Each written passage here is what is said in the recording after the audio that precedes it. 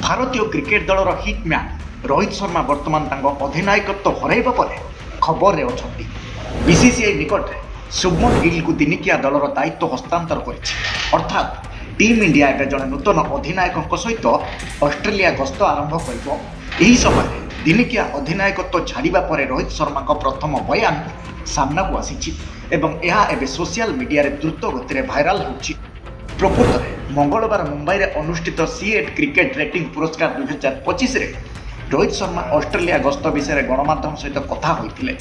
ରୋହିତ କହିଛନ୍ତି, ମୁଁ ଅଷ୍ଟ୍ରେଲିଆ ବିପକ୍ଷରେ ଖେଳିବାକୁ ଭଲ ପାଏ। ସେଠାକାର ଲୋକମାନେ କ୍ରିକେଟକୁ ବୁଝନ୍ତି ଏବଂ ସମ୍ମାନ କରନ୍ତି।